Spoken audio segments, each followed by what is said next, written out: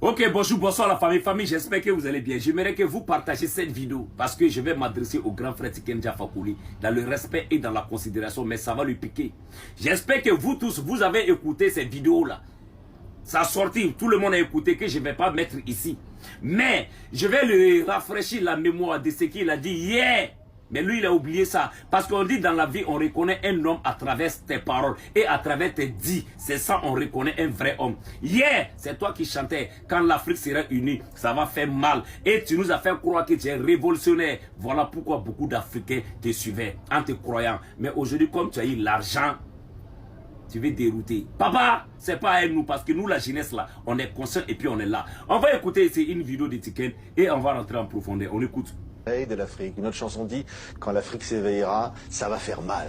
Quand l'Afrique va se réveiller, ça va faire mal. Parce que l'Afrique, c'est ce paradoxe-là. Continent très très riche et population très très pauvre. Donc je pense que quand l'école, l'éducation va réveiller l'Afrique, ça va faire très très mal. Parce que les Africains vont se dire, mais pourquoi nous on est riches et pauvres? On ne peut pas être riche et pauvre. Alors qui est-ce qui pique nos richesses?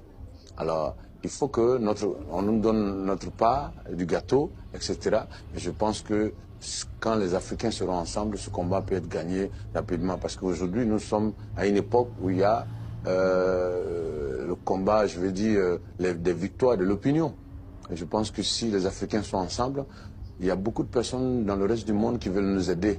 Oui. Mais c'est nous qui avons la maladie. Il faut que nous, on se dise, on montre où on a mal.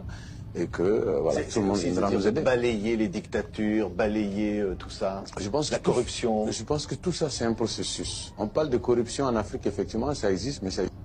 Bon, on va s'arrêter ici, famille. J'espère que vous tous, vous avez écouté. Ça dit, en ce moment, il était très très jeune. C'est ça, non?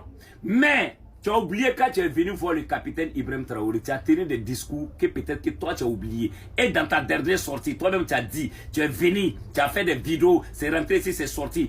Peut-être ce que tu imaginais, ce que tu pensais, que peut-être l'AIS, les chefs d'État de l'AIS là, vont faire là.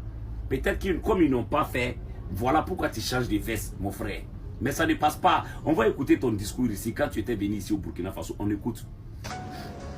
J'ai l'honneur d'être reçu par le président Traoré et nous avons parlé d'unité africaine. Nous avons parlé de l'Afrique en général. Parce que le combat au Burkina Faso aujourd'hui, c'est un combat pour l'Afrique. C'est un combat pour la vraie copie de l'indépendance. Parce que celle qu'on nous a donnée en 1960, c'était la photocopie. Et notre génération a décidé de récupérer la vraie copie. Je pense que